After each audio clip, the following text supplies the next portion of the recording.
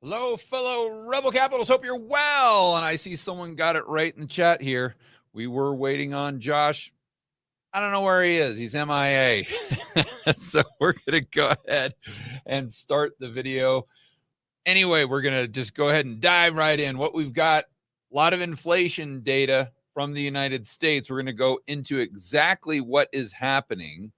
And then we're going to kind of take a step back and try to determine what's likely to happen with the CPI or the PCE, or whatever inflation metric you want to look at. We're going to try to think through what that's going to do, at least the probabilities. I'll give you my base case moving into 2025. So we've got the screen share set up. Let's do this. And we're going to shoot right over to, where do we want to start? Let's start with Zero Hedge. So I love Zero Hedge. Well, I think they're fantastic. And the guys over there are great. But it is, you've got to kind of understand that they have a massive bias towards inflation. I don't know why. I don't know why they want inflation so badly.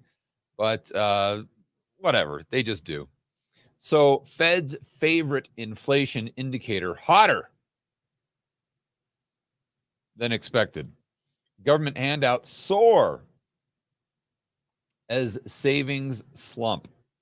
Okay, so it is true that the core PCE, now I don't know that that's the Fed's favorite. Maybe it is. I thought that their favorite was headline PCE, but I could be wrong. So core PCE is definitely hotter than expected, but it was 2.7 instead of 2.6. And as you can see, 2.7 isn't exactly a booming number. Now, I always like to start with a disclaimer before I talk about the CPI or any of these inflation data, is I totally agree that these inflation numbers are not correct. Like, I get it. I totally get it. But what I think is the trend is correct. So as an example, if we look at, do they have the CPI here? Well, they don't, but it doesn't really matter. If we look at the headline PCE and we see that it got up to 7%, and I remember headline CPI was 9.1% in July, August of 2022. Do I think prices year over year were going up by 9.1%? No way. No way. Absolutely zero chance. They were going up way more than that in regards to the stuff that most people buy. But I do believe that the rate of inflation has come down. Now, let's just assume for a moment that the real rate of inflation was 15% when they were saying it was 9.1. Okay, now they're saying it's, well, here on PCE, they're saying it's 2.1. Now they're saying headline CPI is 2.4. I would say probably closer to 5, 6. So it's absolutely higher than they admit to. But I think what we're trying to focus on here is the trend. Do we have a trend that would suggest a reacceleration of inflation, or do we have a trend, even though the numbers, the nominal number is inaccurate, is the trend down, therefore a trend of disinflation? And again, another disclaimer, whenever I see the comments from these types of videos, I always hear people say, George, you're absolutely out of your mind. I went to the grocery store the other day, and everything I buy is 100% higher than it was in 2019. Fair. I'm not disagreeing with that. I'm not, but that's not my point. My point is to determine if the rate of inflation today is higher or lower than it was in 2020. And then what is likely to happen to the rate of inflation moving into 2025. Okay, now that we've said that, let's get back to the Zero Hedge article. So it is true that the core PCE, a little hotter, 2.7 instead of 2.6. Headline PCE rose 0.2 month over month, which dragged down year over year to 2.1%. And I believe the Feds, when they say they've got a 2% target, I believe that's actually not headline CPI. If I'm not mistaken, that's headline PCE. And again, whether you like this or not, what we have to do is also stand back and say, okay, well, it's not really about what I think, it's about what the market thinks. And the market believes these numbers. They believe that they're completely accurate. And so if the Fed, if their target is 2% and we're at 2.1, that means the market believes they're very, very, very close to hitting their target. On month-over-month basis, PCE appears to be accelerating. This is where I disagree. I kind of think they're kind of letting that inflationary bias show. And do I have a disinflationary bias? Not really. I have since 2022, but I mean, we've kind of got that one right. So if you go back to my videos 2020 and 2021, I had an inflationary bias for sure. But the whole point here is not to have a bias. It's just to look at the data and, this year you can be in the inflation camp. Next year you can be in the disinflation camp. The year after that you can be in the deflation camp. It's not like you have to be in the inflation camp for the rest of eternity here, especially when I think that argument may hold weight when you're looking at inflation versus deflation. But when you're looking at inflation versus disinflation, I think you've got to be nimble in your approach. You've got to be objective. And the reason I say that it's a little different with inflation and deflation, because if you go back and look at post-Great Depression, it's extremely rare for the United States to actually be in deflation, even based on their headline number.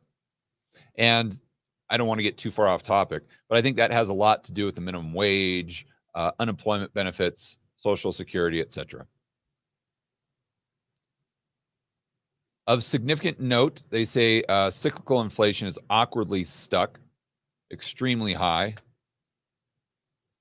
I don't know if it's extremely high, but it seems like it's stuck while cyclical segment of inflation has reverted back to normal. It's reverted back to normal, but you see this huge decline here. And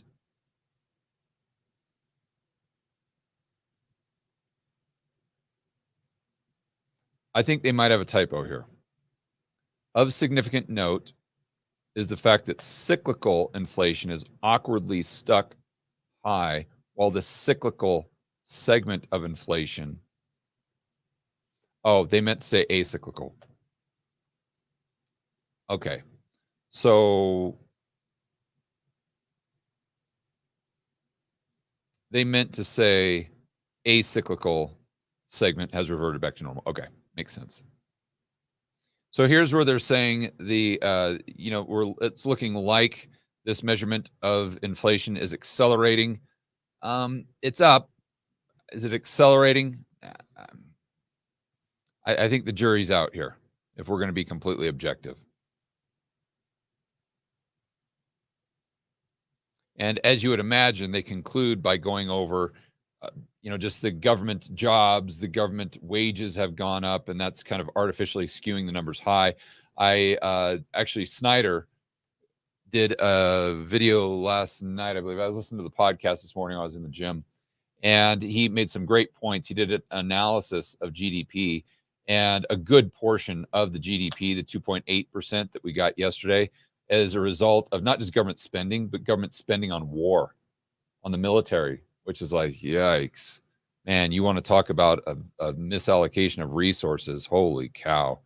So the government obviously is trying to juice the numbers going into election by hiring as many people as they can, paying them more, and then buying as many bombs and tanks as they possibly can to juice those headline numbers. So you get the people on CNBC, the talking heads, that are doing the whole Saturday Night Live skit. What do we call it? The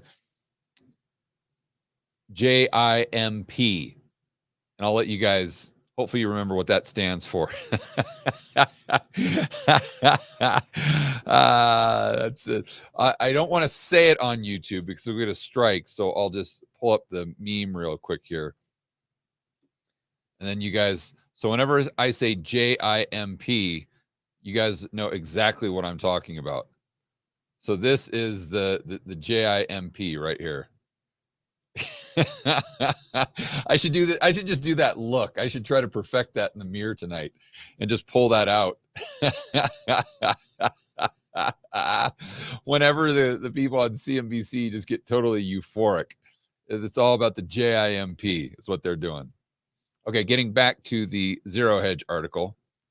The government is kind of juicing the numbers where they can, let's say, to make sure that the pundits out there and all the quote unquote experts are JIMPing, if that's a word. All right. Now let's go over what's happening throughout the rest of the world. So this is what's happening right now today. Okay, cool. We got that. We know that we've had disinflation, although prices are still going up. Absolutely, 100%. But we have had disinflation since September. Actually not. I think July, 2022. So what are we likely to see in the United States moving into 2025? What would be my base case?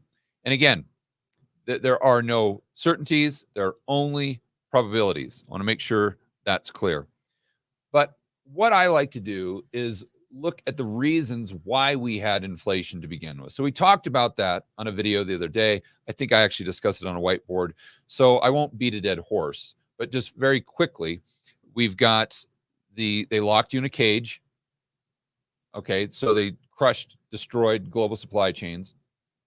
So you had a huge supply side issue. They gave out stimmy checks and they increased M2. Now, the degree to which they increased M2, we don't really know because that was a combination of the Fed buying from non-bank entities and people drawing down their line of credit. But I think with the what we can say, if we want to focus on the central planners there, is the spending they did as far as stimmies took low velocity money, even if there wasn't a huge increase in M2 as a result of the Fed, and turn that into high velocity money by giving it to people with a high propensity to spend. Okay. And then we got the supply chain. So if you look at all those, you see what are the probabilities of those happening again in 2025?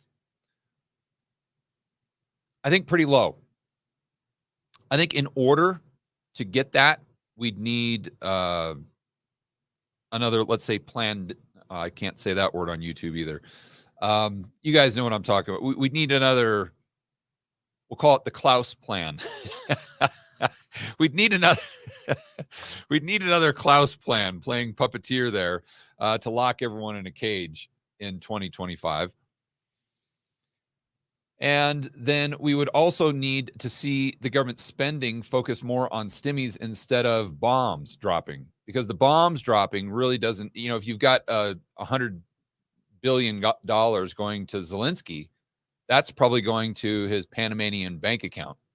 It's not going to be circulating here in the United States, so it likely wouldn't increase velocity too much.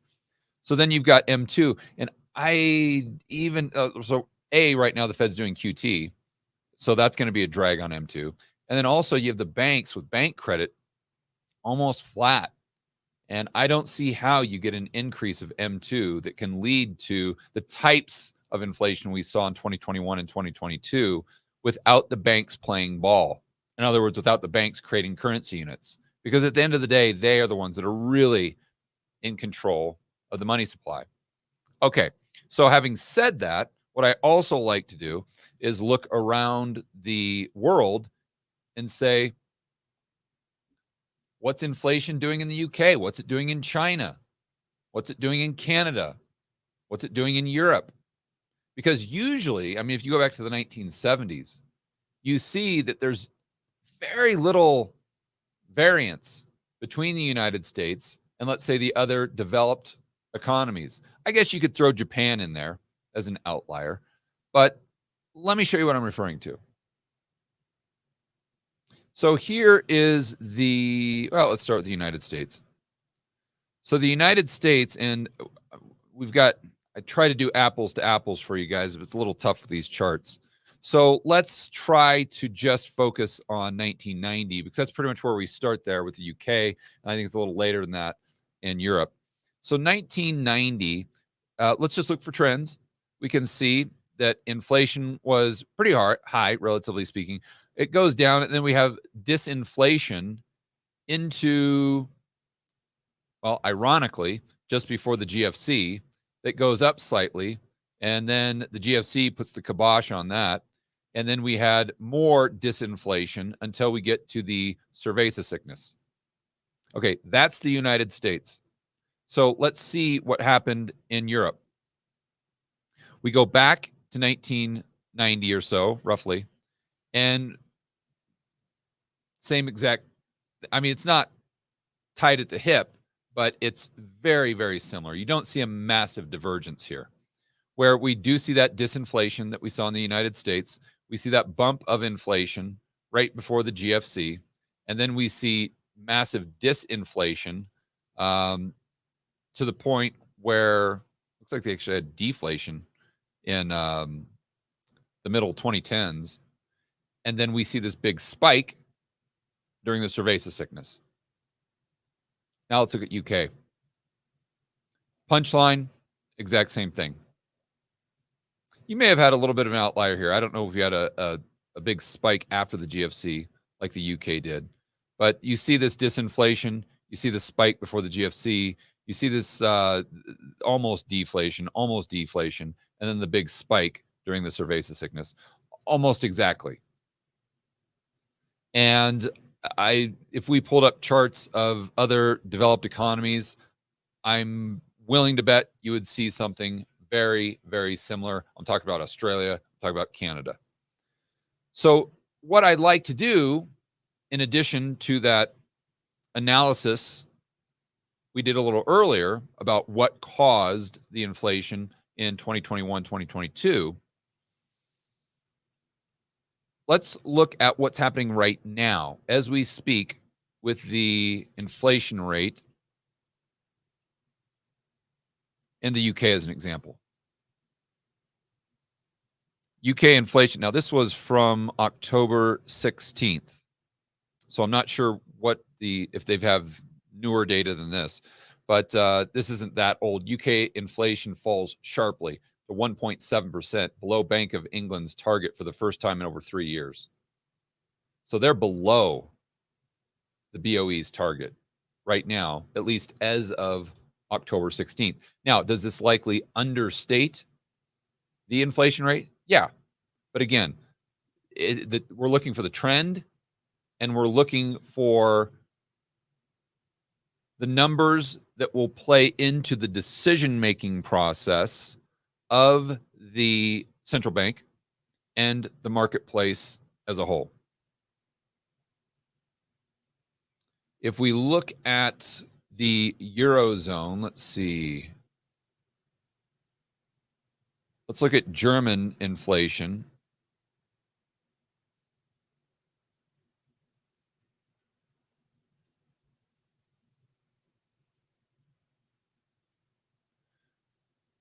Okay, so this was back in January. Man, Google is really starting to suck. Have you noticed that? I don't know if their push toward AI is taking from the rest of their business. But look at this. This is Google. German inflation, current Google, January 31st, July 1st, May 29th. I mean, we've got some in here from December of 2023. I don't know, maybe it's just me, Maybe just because I'm Googling from outside of the United States, I don't think that should matter at all. But Google is just getting worse and worse and worse. So, okay, that was a complete waste of time. Their little AI bot here is telling us that it's the German rate of inflation is 1.6% roughly. I know they had a slight adjustment up, so this took them closer to a technical recession. But the bottom line here is, if I'm not mistaken, if Google didn't suck, we would likely see that the inflation rate throughout the Eurozone is mimicking what we see in the UK. And you guys know what's happening in China. They're actually battling deflation, the bad type of deflation. And these are these are year-over-year numbers. So at the beginning of this year, they were in actual deflation. And now they're just I don't want to say better, but they're just slightly higher at 0.4%. And this is their version of headline CPI. If I'm not mistaken, if you look at their version of PCE or producer prices, in fact, let's do that because they're in absolute deflation. Let's see, producer prices, China. Hopefully Google won't fail again miserably.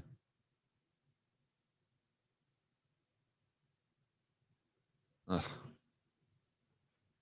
Yeah, they're going down. This really doesn't tell me what it's just that they're going down. Okay. Is it maybe a percentage change? There we go. Okay. So percentage change, you can see how producer prices are actually declining. In other words, deflation. So China is the second largest economy, in the world. You've got the Eurozone. You've got all these developed economies where their headline inflation numbers are actually below their central bank target. Below. Very similar to what we saw during the 2010s. Remember when they were trying to stoke inflation. They were actually worried about deflation. And they were trying to get their inflation rates up to that 2% target. So then you have to ask yourself, okay, if the global economy is very interconnected, Snyder always says globally synchronized. That's the terminology he uses. If all of the other developed economies are doing this, and China is doing this, what are the chances that the United States does this? Especially combined with the fact that I believe the probability is low that going into 2025, we have similar catalysts to an acceleration of inflation like we saw in 2020 and 2021. So the punchline here is, if you want my base case, it's that we follow the Eurozone and the UK and the other developed economies, that we continue to see that headline CPI go down, and it's probably going to go sub 2. And then what's likely to happen is that you have a government response to a hard landing, or a monetary, a fiscal, whatever you want to call it, that then resembles more what we saw. And that takes us to the next wave of an acceleration of consumer prices, very similar to what we saw in the 1940s. But before we get to that point, I think we're going to go through more disinflation, meaning the headline CPI number, in my view, will likely go below 2% in 2025. Now, I want to give you a caveat here. Nothing happens in a straight line. And this is a lesson that I've had to learn the hard way over the last 2 or 3 months. If you want to know what I'm talking about, just go back to my interview that I had with my good buddy Brent Johnson. And in researching 2007, 2008 as an example, you not always, but you often see the CPI go up before you get the crash. So as an example, when they started cutting rates in 2007, ironically enough, September 18th of 2007, the CPI was right around 3.5%. And you fast forward to August of 2008, and the CPI had gone up to 5.6, to the point where everyone was worried about inflation. And then the bottom drops out. You get the Wile E. Coyote moment, the wet and wild, just like that. And within a year's time, you're at negative 2%, 2% deflation. And interest rates are at Fed funds at 0%. When in August, they were talking about potentially even increasing interest rates going into the end of the year. They, meaning the marketplace, and I'm using the Wall Street Journal as a proxy. So that between now and next 3-6 months, who knows? Can the headline CPI go up? Sure. I'd give it a coin toss. But if I'm fast forwarding 12 months, and what's my, what are the odds? I think the odds are that we see CPI, or at least some point in the next 12 months, below that 2% mark.